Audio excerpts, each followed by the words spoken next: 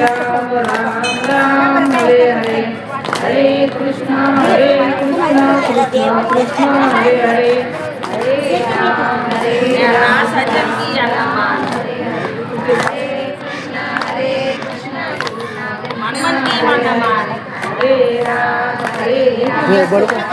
बरोबर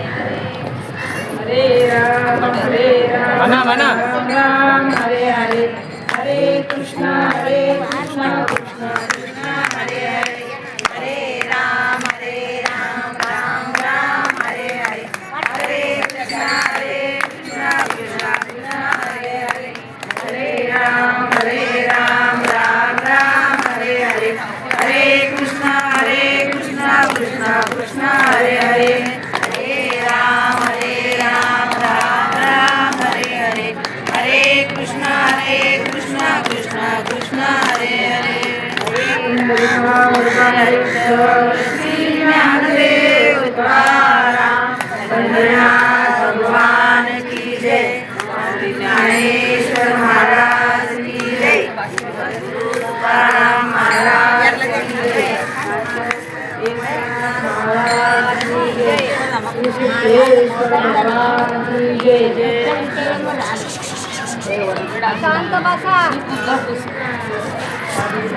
सगळ्यांनी शांत बसा आता भजन झालं इथं ऐका प्रवचन परम सुखदम केवलम ज्ञानमूर्तिं द्वन्द्वासी संगगण सदृशं तत्त्वमस्यादिलक्ष्यम् एकं नित्यं विमलमतुलं सर्वादिसाक्षिभूतं भावातीतं गुणरहितं सद्गुरुं नमामि गुरुर्ब्रह्मा गुरुर्विष्णु गुरुर्देवो महेश्वरः गुरुः साक्षात् परब्रह्म तस्मै श्री गुरुवे नमः सच्चिदानन्दरूपाय विश्वोत्पत्त्यादिहेतवे तापत्रय विनाशाय श्रीकृष्णाय वयं नमः वसुदेवसुतं देवं कंसचाणूरमर्दनं देवकी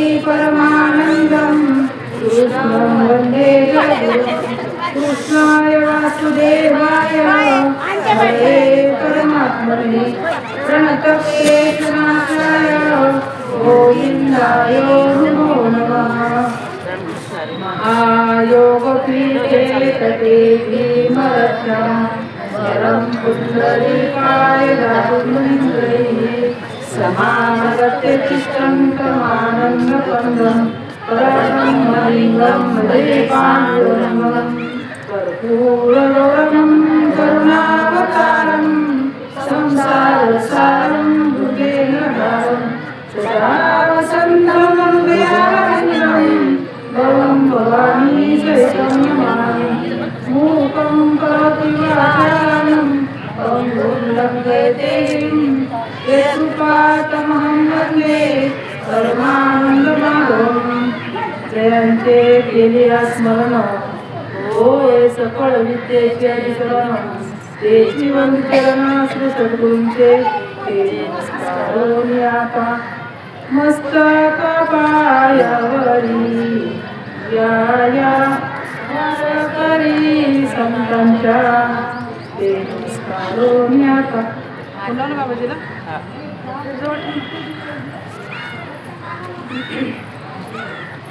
त्वमेव शरणं गच्छ सर्वभावे भारत तत्प्रसाद परां शांतीं स्थानं प्राप्स्यसि शाश्वतम् सेवेकरता घेतलेला जो श्लोक आहे तो ज्ञानेश्वरीच्या 18व्या अध्यायामधील 62वा श्लोक आहे. तर हा 18वा अध्याय म्हणजे कलशाध्याय. पूर्ण गीतेचे तात्पर्य 18व्या अध्यायामध्ये आहे. 18वा अध्याय म्हणजे एक अध्याय गीताचे आहे. तर आपण सेवेला सुरुवात करण्याअगोदर थोडासा परिहार देणे महत्वाचे असते. कारण आपला हा इथे ज्ञान यज्ञ चालू आहे. अखंड हरिनाम सप्ताह आणि सप्ताहाचा 7वा दिवस आहे. सद्गुरूंच्या आशीर्वादाने, सिद्धेश्वराच्या कृपेने आणि ट्रस्टीच्या वतीने अखंड हरिनाम चालत आलेला आहे हरिनाम सप्ताह. आणि त्याचे 7व्या दिवसाचं पुष्प माझ्याकडे सद्गुरूंच्या कृपेने आलेलं आहे. आणि त्यांच्या वाणीतून ऐकलंच तुमच्याकडे सांगण्याचा प्रयत्न करत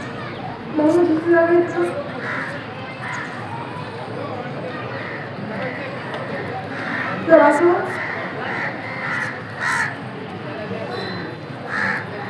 त्यांच्या वाणीतून आपल्यालाच तुमच्याकडे सांगण्याचा प्रयत्न करत आहे. आज अत्यंत महत्वाचा दिवस आहे, महाशिवरात्र. म्हणजे भगवान शंकराचा प्रगट दिन आहे. तर आपण सेवेकरता श्लोक सुंदर निवडलेला आहे. 18व्या अध्यायामधील 65वा श्लोक आहे. तर 18वा अध्याय म्हणजे एकाध्याय गीताचे आहे. असे सर्व एकापेक्षा एक अध्याय आहे. काही लोकांना कळत नाही, काही लोकांना पटत नाही. कळत नाही म्हणण्यापेक्षा पटत नाही म्हणण्यापेक्षा कळतच नाही. अप्रतिज्ञानेश्वरी ग्रंथ आहे. तर या ज्ञानेश्वरीची मांडणी शंकराचार्यांची वेगळी आहे आणि श्री भगवान यांची ज्ञानेश्वर माऊलीची मांडणी वेगळी आहे.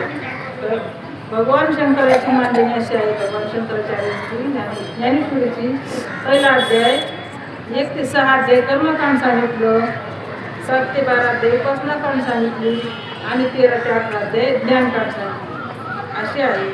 आणि श्री संत ज्ञानेश्वर माऊलीची मांडणी विशेष पद्धतीची आहे, वेगळ्या पद्धतीची आहे. पहिला अध्याय शास्त्र पुरस्कार सांगितला म्हणजे अर्जुन विषाद योग, दुसरा अध्याय सांख्ययोग म्हणजे ज्ञानयोग, तिसरा अध्याय पूर्ण आणि चौथ्या अध्यायाच्या तिसऱ्या अध्यायाचा पूर्ण आणि चौथ्या अध्यायाच्या 23व्या श्लोकापर्यंत कर्मकांड सांगितलेलं आहे. चौथ्या अध्यायाच्या 24व्या श्लोकापासून तो 12व्या अध्यायाच्या 12व्या श्लोकापर्यंत उपासना सांगितलेली आहे. 12व्या अध्यायाच्या 13व्या श्लोकापासून तो पूर्ण 15व्या अध्यायापर्यंत ज्ञानकांड सांगितलेलं आहे. आणि गीता येथे संपलं म्हटलं तरी अतिशयोक्ती होणार नाही, कारण 16व्या अध्यायामध्ये दैवी असुरी संपत्ती सांगितली. दैवी मनुष्य कुणाला म्हणावं, असुर मनुष्य कुणाला म्हणावं असं 16व्या अध्यायामध्ये सांगितलेलं आहे. आणि 17व्या अध्यायामध्ये 3 प्रकारची श्रद्धा आहे. सात्विक श्रद्धा, तामस श्रद्धा आणि राजस श्रद्धा अशी 3 प्रकारची श्रद्धा आहे. 18व्या अध्यायामध्ये पूर्ण गीतेचा अवतार आहे. 18वा अध्याय म्हणजे एकाध्यायी गीताचे आहे. असे सर्व एकापेक्षा एक अध्याय आहे. तर आपण श्लोक सुद्धा अत्यंत सुंदर निवडलेला आहे. 18व्या अध्यायामध्ये 62वा. तर या श्लोकामध्ये भगवंत अर्जुनाचं निमित्त करून तुम्हा आम्हाला सर्वांना गीता सांगत आहे. अर्जुनाचे निमित्त करून श्रीराजे संसार एवढे थोर ओझे पिढीले जगाचे म्हटले आहे भगवंताने, आपले नाही जगाचे. तर या श्लोकाचा सरळ अर्थ असा आहे, तमेव शरणं गच्छ सर्व भावेन भारत तत्प्रसाद पराम शांती स्थानं प्राप्तिशी शाश्वतम्. तर या श्लोकामध्ये भगवंत अर्जुनाचे निमित्त करून आपल्याला गीता सांगत आहेत. या श्लोकाचा अर्थ असा आहे की भगवान म्हणतात, भगवान या श्लोकामध्ये अर्जुनाला भगवत प्राप्ती सांगत आहेत. तर अहम वाचा चित्त हे सर्व अर्पण करून त्या ईश्वराला शरण जा. भगवंत या श्लोकामध्ये शरणागती सांगत आहेत. म्हणजे त्याच्या प्रसादाने तू शाश्वत अशा निजात्मपदाला, सुस्वरूपाला, आत्मस्वरूपाला प्राप्त होशील. म्हणून सर्व भावाने शरण जा. सर्व षडविकारहित असा जा. सर्व अहंकार वाचा सर्व अर्पण करून त्याला शरण जा म्हणजे त्याची प्राप्ती होईल असं या श्लोकामध्ये भगवंत शरणागती सांगत आहे. तसा जर विचार केला तर या जगामध्ये 3 प्रकारचा समाज आहे. प्रकाराची 3 तुका म्हणे केले जग. त्यात पहिला वर्ग असा आहे की संसार दुःखाची निवृत्ती आणि मोक्षाची इच्छा करणारा पहिला वर्ग, मोक्षाला तुच्छ मानणारा दुसरा वर्ग आणि केवळ सुखाची आशा करणारा तिसरा वर्ग. अशा 3 प्रकारच्या तीन प्रश्नाचे उत्तर एकच आहे या श्लोकामध्ये. तर विशेषत्वाने असं जर बघितलं तर हा नरदेह मिळणे दुर्लभ आहे. तरी तो क्षणभंगूर आहे.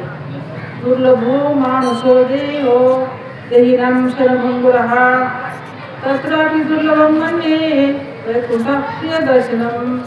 तर मानव देह मिळणे दुर्लभ आहे. तो क्षणभंगूर आहे आणि त्यात सद्गुरूंची साधूंची कृपा सद्गुरूंची भेट होणं त्यापेक्षा दुर्लभ आहे. तर परमार्थ करता ह्या तीन गोष्टी अत्यंत दुर्लभ आहेत. दुर्लभं त्रयमेव देवानुग्रहेतुकं मनुष्यत्वं मुमुक्षुत्वं महापुरुष संश्रयः. तर मनुष्यत्व म्हणजे काय? मनुष्यत्व म्हणजे माणुसकी. म्हणजे जर आपल्याला चहा पाजला आपण म्हणतो काय माणुसकी आहे. म्हणजे जर आपल्याला ढाब्यावर पुस्तकावरची चहा पाजला थोडं बटाटे वडे खाऊ घातले आपण म्हणतो काय माणुसकी आहे. पुढे जर आपल्याला तंबाखूचा विडा दिला आपण म्हणतो काय माणुसकी आहे. त्याला माणुसकी म्हणतात का? नाही, त्याला माणुसकी म्हणत नाही.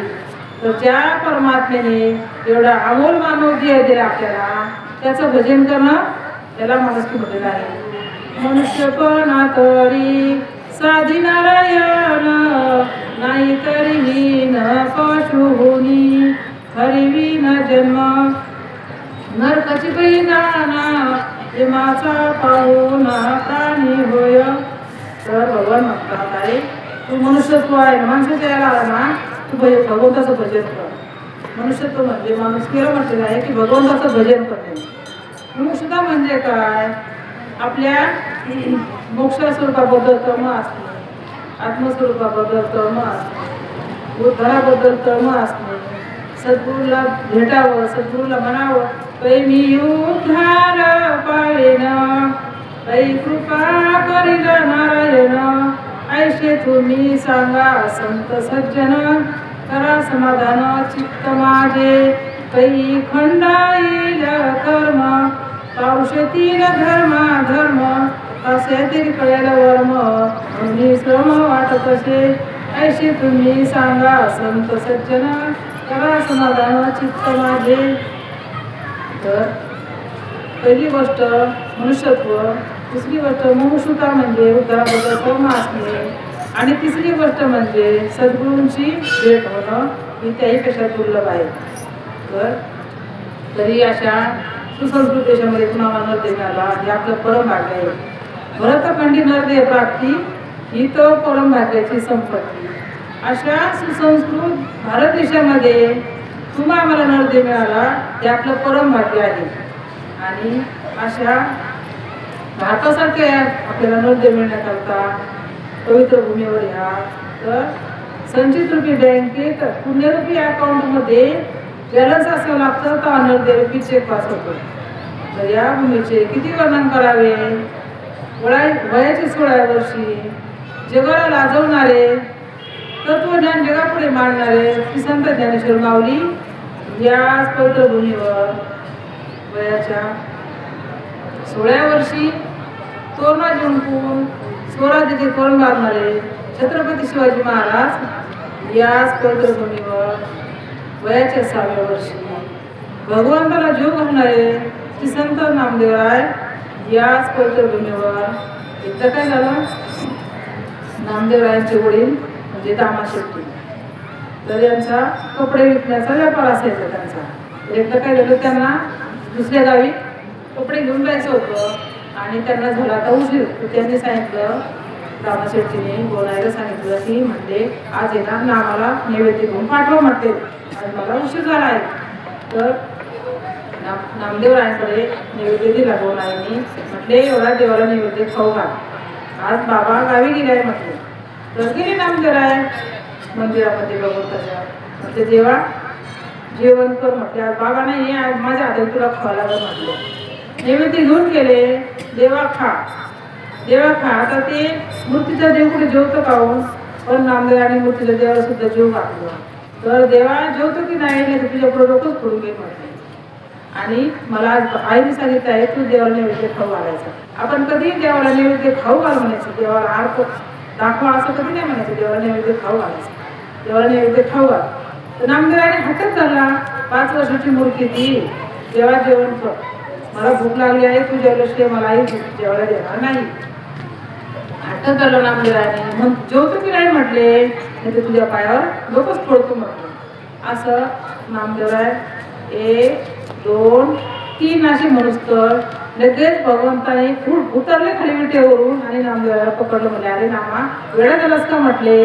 अरे मग तुझे लोक जेवतो का ते म्हटले मला काही माहित नाही, मला आईने सांगितलं जेवायला खाऊ घाल म्हणून मी तुला जेवायला खाऊ घालतो म्हटले नैवेद्य. भगवान जेवले आणि घरी गेले. आईला म्हटले आई मला पटकन वाढ म्हटले. आता भगवान जेवले. ताट कुठे म्हटले नैवेद्याचं. आईने विचारलं कोण आहे म्हटले आई देवाने खाल्लं. म्हटले नाही तू खोटं बोलतो म्हटले, देवाने खाल्लं. देव कुठं जेवतो का म्हटले. नाही म्हटले आई देवाने खाल्लं, मी खोटं करत नाही. तेवढ्यामध्ये बाबा पण आले बाहेरून. तर म्हटले बघा ना हा नामा खोटं बोलतो आहे म्हटले.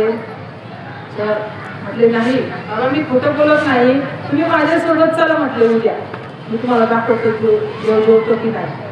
दुसऱ्या दिवशी काय केलं, सकाळी परत बोनाईने ताट वाढून दिलं बोनाईने आणि म्हटले चला बाबा तुम्ही आई तुम्ही दोघं पण चला. तुझे दोघं पण नैवेद्य घेऊन आणि म्हटले तुम्ही दाराच्या माझे थांबा म्हटले. बघ म्हटले मी देवाला नैवेद्य खाऊ घालतो. भगवंत म्हटले देवा तुला आज जेव्हा लागलं नाही तर मग मला कुठं ठेवतील. आई बाबा म्हटले तू नैवेद्य खाल्ला आणि देवाचा नाव सांगतो खाल्ला म्हणून. मग देव आले आणि जेवले. म्हणजे सांगत तात्पर्य असं आहे की वयाची 5 वर्षाची मूर्ती या पवित्र भूमीवर वयाच्या 16 वर्षी ज्ञानेश्वर माऊलीने ग्रंथ लिहिला जवळ आणि भगवंताला जीव घातला नामदेवाने 5 वर्षाची मूर्ती असताना. आणि आपल्या अद्भुत शांती प्रस्थापित करणारे शांती ब्रह्म एकनाथ महाराज याच पवित्र भूमीवर आपल्या रसवाणीच्या माध्यमातून पंचवेद निर्माण करणारे पडपडीत वैराग्याचे पुतळे श्री संत जगद्गुरू तुकाराम महाराज याच पवित्र भूमीवर माझ्या देशातील नागरिकांना पुरेसे वस्त्र मिळत नाही तोपर्यंत मी सुद्धा अंगावर पुरेसे वस्त्र धारण करणार नाही असे प्रतिज्ञा करणारे श्री संत महात्मा गांधी याच पवित्र भूमीवर स्वराज्य हा माझा जन्मसिद्ध हक्क आहे आणि तो मी मिळवणारच असा आत्मविश्वास प्रकट करणारे श्री संत लोकमान्य टिळक याच पवित्र भूमीवर आधी लग्न कोंडाण्याची मग लग्न रायबाचे अशी या मायभूमीवरची विठ्ठल दाखवणारे तानाजी मालुसरे याच पवित्र भूमीवर गो ब्राह्मण हिंदवी स्वराज्य निर्माण करण्याकरता शिवाजी महाराजांची प्रतिमा निर्माण करणाऱ्या जिजाऊ मायासाहेब याच पवित्र भूमीवर आणि तुम मुझे खून दो मैं तुम्हें आजादी दूंगा असा नारा जनसामान्यपर्यंत पुरवणारे नेताजी सुभाषचंद्र बोस याच पवित्र भूमीवर या माझ्या हिंदू धर्माची निंदा कराल समुद्रात फेकून देईन असा धर्माबद्दल अभिमान लागणारे स्वामी विवेकानंद याच पवित्र भूमीवर तर सज्जन हो हाल होऊन मरण पत्करे पण धर्म बदलणार नाही असे धर्मनिष्ठ संभाजीराजे याच पवित्र भूमीवर तर सांगा सज्जन हो एवढे मोठमोठे वीर पंचभूमीवर अवतीर्ण झाले हो आणि ह्या पवित्र भूमीवर तुम्हाला गर्दी मिळाला पवित्र ते कुळ पावन तो देश पवित्र ते कुळ पावन तो देश जेथे हरीचे दास जन्म घेती तर अशा पवित्र कुळामध्ये आपल्याला पवित्र भूमीवर या भारत भूमीवर आपल्याला नरदेव मिळाला हे आपलं परम भाग्य आहे. तर भरतखंडी नरदेव प्राप्ती तो परम भाग्याची संपत्ती या सुसंस्कृत देशामध्ये तुम्हाला नरदेवाला पण आपलं परम भाग्य आहे. तर अप्राप्तशी प्राप्ती योग हा प्राप्तशी परिपालन क्षेम हा असा अप्राप्त असणारा अमोल मानव देह मिळाला पण कळाला नाही. मिळाला तसा कळाला पाहिजे. अमोल मानव देह मिळाला पण कळाला नाही. एक आपण त्याला दृष्टांत देऊ. एक राजा होता चातुर्याचं सैन्य घेऊन वनामध्ये जात होता शिकारीला. जात असताना गंमत अशी झाली, राजा गेला एका बाजूला आणि सैन्य गेले दुसऱ्या बाजूला. राजा घोड्यावरून जात होता. जात असताना त्या राजाच्या मागे एक वाघ लागला. तर तो घोडा निघून गेला, घोड्यामागं वाघही निघून गेला आणि राजा खाली पडला. राजा खाली पडला. जी सकाळी खाली पडला राजा आणि रात्री शुद्ध राहा. रात्री 10 पर्यंत शुद्ध राहा. उन्हाळ्याचे कडकडीत दिवस होते, काळोखी रात्र होती, थोडं अंधार पडला होता. आता त्या राजाला पूर्वी काही बॅटरी नाही, पुढं मोबाईल नाही, काय कसं बघायचं अंधारामध्ये आणि जायचं कसं. त्या वनामध्ये दगड आहे, काटे आहे, झाडझुडपं आहे, असा त्याला थोडासा दूरवर थोडासा असं जाळ दिसला राजाला. आणि त्या जाळाच्या अनुरोधाने राजा चालला. त्याला वाटलं की ज्या तिथं जाळ आहे त्या तिथं कुणीतरी राहत असावं, म्हणून त्या जाळाच्या अनुरोधाने राजा चालला. पडत झडत काटेतून आपलं डोकं कसं तरी तिथपर्यंत गेला जाळाच्या अनुरोधाने. आणि गेल्यानंतर त्याच्या अंगावर कुत्रे भुंकले. म्हटलं राजा म्हटला कोण आहे रे कुत्र्याला आवर. तर ती होती धनगराची जागल, मेंढपाळाची जागल होती. तर तो मेंढपाळ म्हणाला कोण आहे. तर राजा म्हटला मी राजा आहे. राजा आहे आमच्या गल्लीतला राजा भाऊ का. म्हटले राजा भाऊ नाही, मी राजा आहे. असं म्हटल्यानंतर तो मेंढपाळ धावत धावत आला. राजाला नेलं, एक घुमडी टाकली बसायला. त्या घोंगडीवर राजाला बसवलं. म्हटले महाराज काय सेवा करू आपली. तर म्हटले मला फार तहान भूक लागली, काहीतरी खाण्यासाठी असेल तर दे. तर त्या मेंढपाळाकडे काय असणार हो, कडक भाकरीचे तुकडे, शिळे रात्रीचे उरलेले आणि हिरव्या मिरचीचा ठेसा आणि मडक्यामध्ये पाणी. तर त्या राजाला भाकरीच्या फडक्यावर ते तुकडे आणि ठेसा दिला खायला. अशी चव त्या पंचपक्वाना सुद्धा नाही. आज राजा रोज पंचपक्वानं खाणारा राजा, सोन्याच्या ताटात जेवणारा राजा आज त्या भाकरीचे तुकडे फडक्यावर खात आहे. अशी चव त्या पंचपक्वानात सुद्धा नाही. राजा पोटभर जेवला आणि एक त्याला घोंगडी टाकून दिली राजाला. ते मेंढपाळाने घोंगडी टाकून दिली आणि उशाला एक धोंडा दिला. तर भुकेला कोंडा आणि निजेला धोंडा ही मन आज सार्थक झाली. कारण आज थोड्या फुलाच्या गाडीवर मौमखमारी गाडीवर झोपणार राजा आज त्या घोंगडीवर दगडावर डोके ठेवून गाड झोपला आहे. आणि राजा उठला सकाळी, तोंडाला पाणी लावतो तोच राजाचं सैन्य आलंय. राजा शोध घेत घेत राजाचा घोडाही आला आणि राजा निघाला. निघाल्यावर राजाच्या खांद्यावर अशी हिरेजडित रत्नाची शाल होती आणि अशी झळझळ सोन्याची अशी लपलपीत मानेत मोठी ते राशी होती त्या शालीला. आणि ते राजाने त्या मेंढपाळाला बक्षीस दिली. म्हटले हे घे, म्हटले तुला माझ्याकडून बक्षीस घे कारण तू माझे प्राण वाचवले म्हटले. आणि परत दरबार म्हटले कधीतरी आला तर तुला खूप बक्षीस देईल असं राजा म्हटला. आणि राजा निघून गेला राजा. आता तो मेंढपाळ सकाळी आवरलं, मेंढ्या उठल्या, सगळ्या आवरलं, चालला मेंढ्या घेऊन चालायला अशा जंगलामध्ये. चालल्यानंतर ती हालचाल घेतली, शाल ती खांद्यात घेतली त्या मेंढपाळाने आणि चालला. मेंढ्या थांबले की ती शाल खाली टाकावी, मेंढ्या उठल्या की ती परत खांद्यावर घ्यावी. असं उठत बसत त्या वनामध्ये काय असतं जर काटे झाडं झुडपं असतात ते सर्व त्या शालेचे हिरे रत्न ते गळून पडले त्या शालेचे. तर सांगा सज्जन हो, त्या मेंढपाळाला ती शाल मिळाली का कळाली हो. मिळाली कळाली नाही. त्याप्रमाणे आपण सुद्धा मेंढपाळच आहोत. आपल्याला एवढी देहरूपी शाल दिली भगवंताने पण तिचा आपल्याला उपयोग करता येत नाही. आपण सारी ती भोजनावरच घालवली तर फालतू वेळातच घालवली आपण त्या शालेचा उपयोग असा केला. तर किती अमोल आहे ती शाल. तर नातराय म्हटले पृथ्वी मोलाचे देत सुवर्ण न मिळेल्या पेक्षा एवढी अमोल आहे. मिळाली पण कळाली नाही, जशी आली तशीच गेली. तर या अंमल मानवतेचे ध्येय काय आहे, या अंमल मानवतेचे प्रयोजन काय आहे, या अंमल मानवतेचे साध्य काय आहे, या अंमल मानवतेचे इति कर्तव्य काय आहे. तर या अंमल मानवतेचे जर आपल्याला प्रयोजन कळले नाही म्हणजे फल कळले नाही तर नाहीतरी ही ना कशी होणी.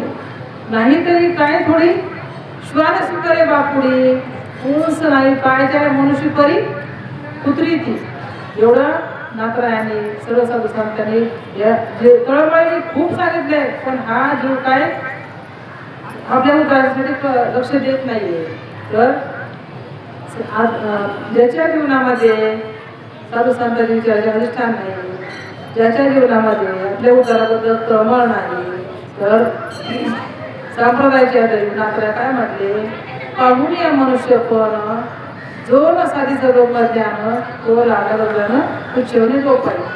तर खूप संतांनी म्हटले, मनुष्य पण तरी साधी नारायण नाहीतरी न पशुनी हरिवी न जन्म नरकची काही जाना प्रेमाचा पाहुणा प्राणी होय. एवढं सर्व संतांनी खूप आपल्याला तळमळीने सांगितलेलं आहे. आपल्या गावाची सुद्धा तळमळीने सांगतो आहे, पण आपण असं या तसं जर पाहिलं तर मानवामध्ये पशुमध्ये काय फरक आहे हो? आहार निद्रा भय मैथुन. तर आहाराची गरज पशुला आहे, आहाराची गरज मानवाला आहे, झोपेची गरज पशुला आहे, झोपेची गरज मानवाला आहे. आहार निद्रा भय, मरणाचं भय पशुला आहे, मरणाचं भय मानवाला आहे, समागम पशुला आहे, मानवाला आहे. असं जर विचार केला त्या 4 गोष्टीच्या माध्यमातून तर मानवामध्ये पशुमध्ये फारसा बदल नाही. तर त्या श्रीहरीने ही सृष्टी का निर्माण केली हो? सृष्टी निर्माण का केली? तर त्याला केला कर्मेना म्हणून.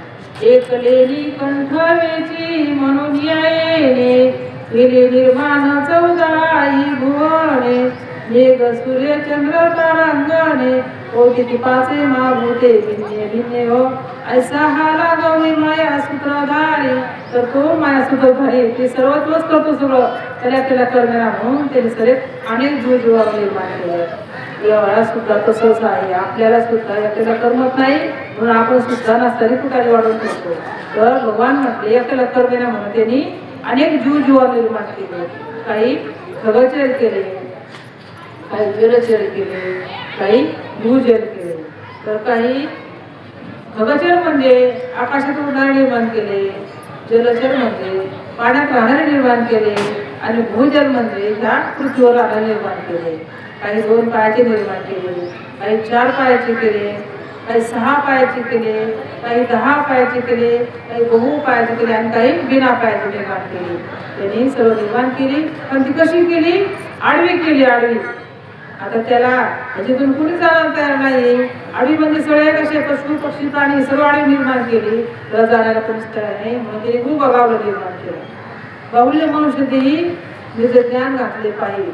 एक बाहुल्य उभं केलं निर्माण आणि त्यात एक जास्त वस्तू घातली ज्ञान नावाची. त्याला वाटलं या माध्यमातून जरी तो मला जाणारा तयार होईल हा मानव देव, पण तो सुद्धा बेईमान निघाला, तो सुद्धा जाणारा तयार नाही. म्हणून माऊलीने ज्ञानेश्वरीच्या 3ऱ्या श्लोकामध्ये या मानवाचा निषेध केला. निषेध अश्रद्ध धाना पुरुषा धर्मशास्त्रे पर्यंत अप्राप्य निवर्तनते मृत्यू संसार सागर. या मानवाचा निषेध केला भगवंतांनी आणि त्याच्यावर खूप असे सुंदर दृष्टांत त्याच्यावर दिलेले आहेत. त्या 3ऱ्या श्लोकावर 9व्या अध्यायाच्या पाहे पा दूध पवित्र आणि गोड 500 रुपयेच्या बदलाड हरिया गिरण गोचड अशुद्ध पाय नसे विधी. बघा या मानवजासाठी हे उदाहरण दिलेले आहेत. तर गोचूड असतं बघायचं काशीला दूध, आतून दूध असतं, बाहेरून गोचूड असतो आणि त्या गोचुड्याला दूध किती मोठं असतं आतमध्ये, फक्त पात्रसामध्ये पडदा असतो.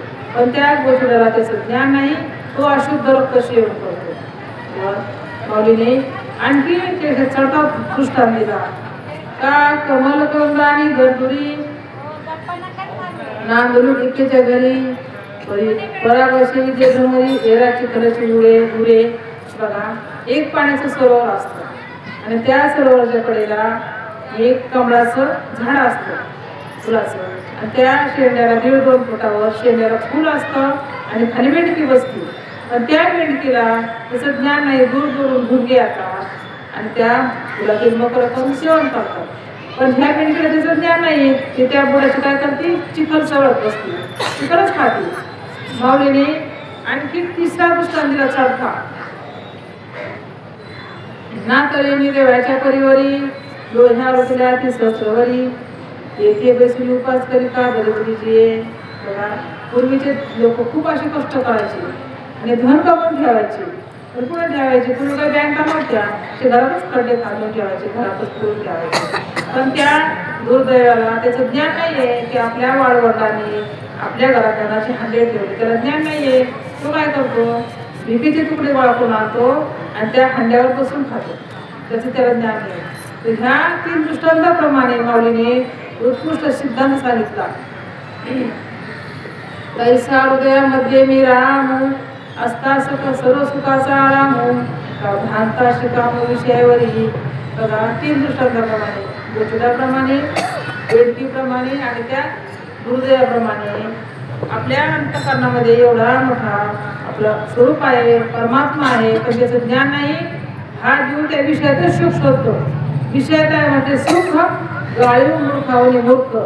विषय ओढी भुलले जीव आता कोण करेल याची कीव.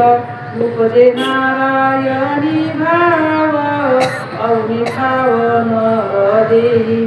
कोण सुख धरिले या संसारीत, या संसारात आहे म्हणजे सुख गाळू मूर्ख. तर ह्या संसारात सुख नाहीये, पण तो विषयातच सुख शोधतो. माऊलीने हरिपाठात सुद्धा म्हटलेलं आहे, सर्वघटी राम देहादिही एक सूर्यप्रकाश सहस्ररश्मी. तसा एक सूर्य सर्वांना प्रकाश देतो, तसं सर्व हे याला गट म्हटलेला आहे. देहाला सर्व गटीला गटाचे हा मातीचाच गट आहे, हा पंचकृत महाभूताचा गट आहे. हा पण उसना आलेला आहे, हा परदेशी त्याला द्यायचा आहे. पण ह्या जीवाला त्याचा कळत नाही आणि त्या जीवाचं ताकद नाही होतो, देहाचं ताकद नाही होतो तो आज्ञेने जीव. तर सर्व गटीला आपण ना आता थोडंसं घटाचाच विचार करू. गट कशापासून बनतो? तर गट मातीपासून बनतो. तर माती राहण्यात मोठेपणा आहे, गट होण्यात मोठेपणा आहे. तर माती राहो, माती गट अवस्थेला झाली प्राप्त. आणि ते झालं काय बघा घटाचं?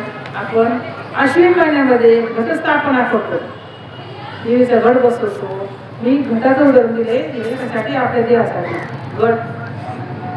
तर आश्विन महिन्यामध्ये आपण घटस्थापना करतो, 9 दिवस देवीचे उपवास करतो. देवीला 9 दिवस 9 दिवस माळे घालतो गटाच्या. त्या गटाचा उपयोग चांगला आहे. आणखी पुढे चला, दीपावलीवेळेस आपण 5 मूर्ती आणतो रंगवलेले आणि लक्ष्मी पूजेमध्ये ठेवतो आपण दिवाळीच्या वेळेस. त्याच्यामध्ये बताशे वगैरे काही असं ठेवतो. त्या गटाचा उपयोग चांगला आहे. आणखी पुढे चला, आता बघा संक्रांतीच्या वेळेस आपण त्याला काय म्हणतात? सुगडं किंवा मरमा हे आणतात. सुवासिनी एकमेकीला वाण देतात. त्या घटाचा उपयोग चांगला उपयोग आहे त्याचा. आणखी पुढे चला, आता बघा आपली महाशिवरात्र आली. आपण 9 दिवस 10 दिवस छान असे कार्यक्रम करतो आणि शेवटी कीर्तनाच्या दिवशी काय करतो? काळाचे कीर्तन झालं की त्या घटामध्ये आपण दही आणि लाई ठेवतो आणि ती कीर्तन झाली की ती फोडतो. दही आणि लाई म्हणजे प्रतीक आहे, ती फोडतो आपण. त्या घटाचा उपयोग चांगला आहे. आणखी पुढे चला, आपण आंब्याच्या दिवसामध्ये लग्नसाळे असते बघा, वर्षा महिन्यात लग्नसाळे असते. त्यावेळेस तो पूर्वी गोल असायचं, गोल असे 5-5 दोन्ही साईडनी ते गाडगे लावायचे. ते चांगला उपयोग आहे. पुढे चला, आणखी पुढे चला, वैशाख महिन्यामध्ये आपण आंब्याच्या दिवसामध्ये मिठाला लोणच्याला गाड्याचा उपयोग करतो. मिठाला असतो गाड्याचा उपयोग. सूर रांजण बोळके त्या गाड्या द्यायच्या असतात. आणखी पुढे चला, त्याचा आपण पूर्वी बघा ताप घुसायला बायका डेऱ्याचा उपयोग करायचा, दुधाला तुपाला डेऱ्याचा उपयोग करायचा. आणि उतरणे सुद्धा त्या डेऱ्याच्या असायचे. पूर्वी काय रॅक मांडणी असतं तसं काय नव्हतं. त्या गाड्या करायच्या खाली असे गाडीवर ठेवायच्या. काही कुरड्या पापड शेवया असं सर्व करून ठेवायच्या. आणि शेवटच्या गाड्यामध्ये पूर्वीच्या सासवा त्यात अशी फुलवर करून ठेवायच्या, त्यात पैसे ठेवायच्या. आणि त्यात पैसे ठेवायच्या त्या सुनबाईला माहिती होतं. त्यात सासू आपली पैसे घेतली माहिती होते, पण ती कशाला ठेवते तिला माहिती नव्हतं सुनबाईला. त्यात पैसे ठेवायच्या. आणि एक दिवस काय झालं, सासू सुनायच्या हे झालं. ती सासू काय म्हणते सुनेला, हात जोडून सांगते सुनबाई, सांगते सुनबाई, उद्धटवाणी वागायचे नाही. तू म्हणशील मी एक मोठ्याची लेक, तू म्हणशील मी एक मोठ्याची लेक, सासू पारजातंत्री चालत चढवणूक मी फसवून घ्यायची नाही. हात जोडून सांगते सुनबाई, सांगते सुनबाई, उद्धट वही वागायची नाही. पूर्वी सासूवास होता, आता सुनवास आहे. आता सासूनी ऐकायचं सून काय म्हणते ते, कारण माझ्यासोबत ते आता सगळं आले आहे. पूर्वीचं सासूवास होता, आता सुनवास आहे. तर सून ऐकून घेईन का हो? सासू जर अशी म्हटली तर तुझी आई मानवदार होती का आणि मी करून घ्यायची, सासू अशी म्हटली सून ऐकून घेईन का? तर सून सुद्धा शहरात सावास आहे. सून काय म्हणती, सासूबाई तोंडावर आणा, तोंडावर आणा, मी भिवून गप्प बसेना, गुपचूप गुपचूप फुलवर करिता, उतरलीशी नेऊन ठेविता, जावयाशी नेऊन देता, खुश करिता जावयाच्या मना, हे जर करे तुमच्या लेखाना, जावं लागेल वृद्धाश्रमाला. आता वृद्धाश्रम काय नाही तसे, पण आता बऱ्याचशा ठिकाणी आहेत, पण लोकांना आईवडील नको आहेत. आज आणि वृद्धाचार्यांनी सुद्धा तिथं वृद्धांना किती त्यांचे मोठे असते तिथं 300-400 तिथं माता आहेत, की जे मुलं आपल्या आईला सांभाळत नाही तिथे नोंदवले आहेत. विरोध केला आहे. घटाचा उपयोग कशासाठी केला, तर घटामध्ये उतरणी सुद्धा त्या गाडग्याच्याच असायच्या. आणखी पुढे झाला, पूर्वी नाही कसे वृद्ध माणसाला थुंकण्यासाठी ते गाडग्याचा उपयोग करायचे, छोट्या मुलांची शी काढण्यासाठी त्या खापराचा उपयोग करायचे. आणखी पुढे चला, ज्या वेळेस मनुष्य गेल्यानंतर चिता पेटवतात आणि तो घट 3 वेळेस फिरवतात आणि ते फोडतात आणि काय म्हणतात भोग मारतात. तर ते तर काही कारण ते काहीच माहिती नाही कोणाला, पण हा कोणाला तसं पुढे चाललेलं आहे. तर फिरविला घट फोडिला चणी, महावाक्य दोन्ही बोंब झाली. तर तो घट 3 वेळेस फिरवायचा आणि चरणाजवळ फोडायचा. त्याचं कारण काय आहे, तुझ्या नावाने घटस्फोट तुला बोंबलून सांगतो, बोंब मारतो का तिथं, तुला बोंबलून सांगतो तुझ्या नावाने घटस्फोट. पण मत का संबंध नाही, हा मानवी संबंध आहे, पण आपल्याला कळत नाही. तर तो घट आपलं स्वरूप काय आहे, माती, आणि ते घट माती स्वरूप सगळ्या मोतीची अशी असावी घटाची. त्या आपलं स्वरूप माती आहे, त्याप्रमाणे आपलं स्वरूप सुद्धा काय आहे, परमात्मा आहे. पण आपण विसरल्यामुळं आपण त्या विषयाचं सुख शोधतो. विषयात सुख नाहीये, विषयात आहे म्हटलं सुख गाळी मूर्ख या जीवाला कळत नाही. विषयात सुख शोधतो, आपल्या अंतकरणाला मोठा परमात्मा आहे, आपलं स्वरूप आहे, आपणच आहे, पण आपण त्याला अडकून बसतो, ह्याच्या अडकून बसतो. तर म्हणून भगवान म्हटले, हे अर्जुना, त्या ईश्वराला सर्व भावाने शरण जा, तमेव शरणं गच्छ, सर्व भावेन भारत, तर प्रसाद पराम शांती स्थानं प्राप्तिशी असतं. या श्लोकावरची एक आहे, अहम वाचा चित्त घेऊन या शरणी निघ, महोदधिक गांग निघाले जैसे. अहम वाचा चित्त, भगवान म्हणतात आपल्याला, हे अहम म्हणजे मी जे आहे ते सर्व माझे आहे, शरीर इंद्रिय सर्व माझे आहे, सर्व बाहेरचे माझे, याचा अहंकार घेऊ नको. तुझं कुणी नाही, तू तो स्वय परब्रह्म, तू तो स्वय आत्मा, तू आत्माला नाही, तुझं स्वरूप आत्माला, तू भगवंत आहे. याची हे तिला घर इंद्रिय याची सर्व काही नाही आहे, याचा अहंकार घेऊ नको. अहमची शरण करते. अहम वाचा, ह्या वाचेने फक्त भगवंताचंच भजन करणे, नक्की वाचा काही बोलायचं नाही, भगवंताचं भजन करणे. घे घे माझे वाचे नाम गोड विठोबाचे, या वाचेने फक्त भगवंताचं नामस्मरण करणे, बाकी वाचा काही बोलायचं नाही. अहम वाचा चित्त, चित्ताने काय करायचं, चित्ताने भगवंताचं चिंतन करायचं.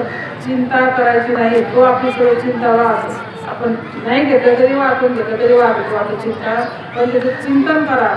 चित्ती तुझे पाय डोळा, रूपाचे ध्यान, अखंड मुखी नाम तुझे, वर्णावे गुण. तर ह्या चित्ताने भगवंताचं चिंतन करणे. माझे चित्त आणि शरीर, ह्या शरीराने पहिली गोष्ट आई वडिलांची सेवा करणे, गोमातेची सेवा करणे, दान धर्म करणे, सत्कर्म करणे, निष्काम कर्म करणे आणि पंढरपूरची वारी करणे.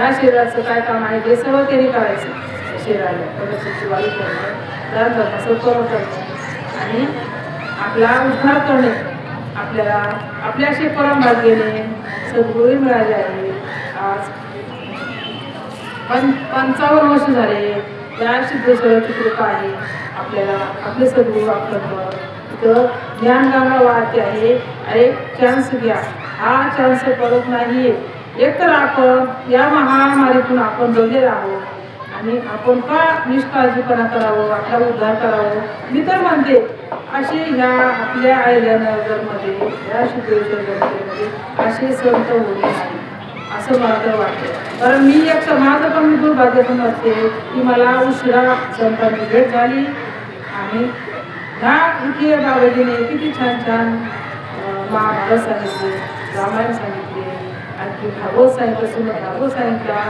आणि अनेक बरेच ग्रंथ सांगितले त्यांनी तिचे आणि वेदांताचे पाठही त्यांनी अजूनही त्यांचे चालू आहेत त्याच पहिल्या दिवसात बंद झाले थोडेसे ते विचार चालू अनेक ग्रंथाचे ऋषी प्रभाकर ब्रह्मसूत्र अमृतानुभव तत्वन संघ असे अनेक ग्रंथ त्यांनी घेतले आणि अजूनही ते घेत आहेत ते घ्या म्हणतायत तुम्हाला मला पण घ्यायला तुम्हीच नाहीये लोकांना वेळ नाहीये लोक सर्व असं वेळ घालवतात अरे असा चान्स परत नाहीये आणि असे संत परत नाही नाहीये म्हणून नाही करा परमात्माची नाही करा कोण दोषी पैसा नाही द्यायचा सर्व ही जाग्यावरी राहणार देह हा मातीला जाणार सर्व ही जाग्यावरी राहणार देह हा मातीला जाणार माय बापू बंधू बहिणी संगे येणार कोणी सर्व ही मायेचा बाजार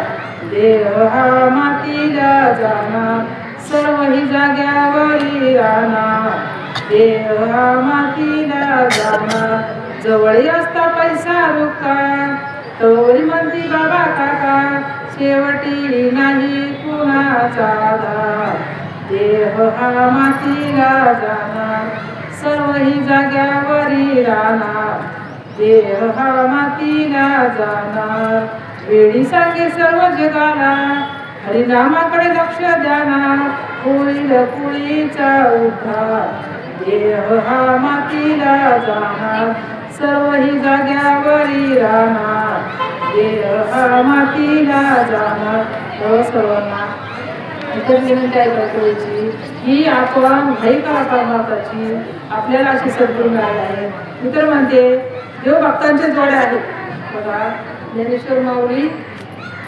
गुरुनाथ दादा त्यांची गुरु शिष्यांची जोडी आहे भगवान श्रीकृष्ण आणि अर्जुनाची जोडी आहे भगवान तात्यानी नामदेवांची जोडी आहे एकनाथ महाराज आणि गावबाची जोडी आहे तुकाराम महाराज देवबाई अशी जोडी आहे पण मी तर माझं दुर्भाग्य समजते मी अशी म्हणू शकत नाही का मी म्हणजे भागवत महाराज माझे सद्गुरु गुरुवारे भागवत महाराज आणि मी अशी म्हणत नाही गुरु शिष्य कारण माझी तुम्ही पात्रता नाही अजून गुरुंच्या पायाजवळ त्याची सुद्धा पात्रता नाही आहे पण फक्त श्रवण भक्ती रोज नित्याने श्रवण भक्ती चालू आहे आणि माझे सद्गुरू त्यांच्या वाणीतून ऐकलेलं मी आज त्यांच्या वाणीतून ऐकलेलं मी बघा चारित्र्यामध्ये सुद्धा मी त्यांचे आज माझ्या गुरुंचा झेंडा फडकला रामेश्वरला प्रवचन केलं द्वारिकेला प्रवचन केलं आणि जगन्नाथपूरला सुद्धा प्रवचन केलं आणि अजून हरिदास ऋषिकेशला सुद्धा मी प्रवचन केलं असे सर्व काशीला केलं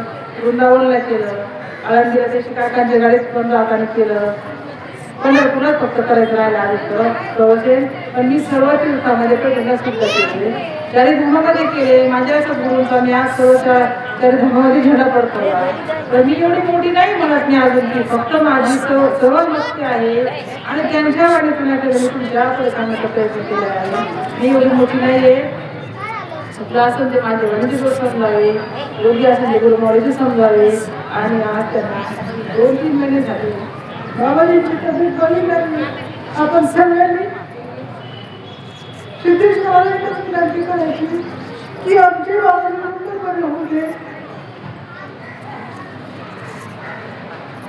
आम्हाला असे रोज भक्ती मिळत आहे बाबाजी आज ज्ञानेश्वरीचे चार अवतरण केलेले आहेत. पहिल्या अवतार त्यांनी आवृत्ती 12 वर्ष दिली ज्ञानेश्वरीची, दुसरी आवृत्ती 12 वर्ष दिली, तिसरी आवृत्ती 9 वर्ष दिली आणि आता चौथ्यांदी त्यांची आवृत्ती चालू आहे ज्ञानेश्वरीची. त्यांचा 5वा अध्याय चालू आहे सांगण्याचा. थोड्या मोठा महान ग्रंथ श्रीमद भागवत त्यांनी लिहायला घेतलेला आहे. त्यांची 7 स्कंद पूर्ण झाले. रामायण सुद्धा लिहायला घेतलेलं आहे. पण सध्या प्रकृती बरी नाही. खूप वाईट वाटत आहे. असे जे आमच्या सिद्धेश्वराचे शान आहे, जे नगरची शान आहे, असं परत होणे आहे, असे संत परत होणे आहे. लवकर परत आमची वागण एकदा.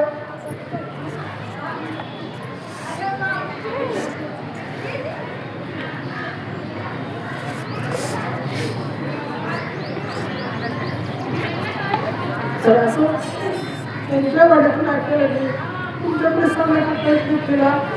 चुकलं असेल ते माझ्या वाड्यातून समजावे. लोक असे ते कधी कोण मावळीची समजावे. बरोबर तुझं नाव काय? तुमचं हरिविठ्ठल श्री ज्ञानदेव पंढरीनाथ भगवान की जय. मौली ज्ञानेश्वर महाराज श्री सिद्धेश्वर भगवान की जय.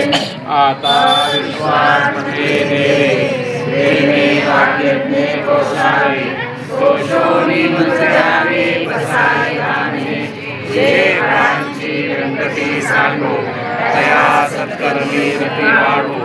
भूता परस्परे पडो मैत्र जीवांचे दुरितांचे तिमिर जावो. विश्वस्वधर्म सूर्य भावो वर्षत सकळ मंगळी ईश्वर निष्ठांची मांदियाळी. अनवर्त भूमंडळी भेटतू तया भूता. चला कल्पतरूंचे आरव चेतना चिंतामणींचे गाव. बोलते जे अर्णव पियुषांचे चंद्रमेचे लांछन. मातंड जे तापहीन ते सर्वाईसा सज्जना सोयरे होतो. किंबहुना सर्वसुखी पूर्ण होनी तिही लोकी. भजितो आदिपुरुषी अखंडित आणि ग्रंथोपजीविये. विशेषी लोकीये दृष्टादृष्टविजय भुवावेची. एक मने श्री विश्वेश्वराव आओ होई हरा तपसाओ. येणे वरे ज्ञानदेवो सुखिया झाला. येणे वरे ज्ञानदेवो सुखिया झाला. येणे वरे ज्ञानदेवो सुखिया झाला. विठ्ठल कुंडली कोरदा विठ्ठल श्री ज्ञानदेव तुकाराम पंढरीनाथ भगवान की जय. माऊली ज्ञानेश्वर महाराज की जय. जगद्गुरु तुकाराम महाराज की जय. शांति ब्रह्म एकनाथ महाराज सब संतन की जय. सब बाल गोपाल की जय. श्री सिद्धेश्वर भगवान की. ओम नमः पार्वती पतये हर हर महादेव.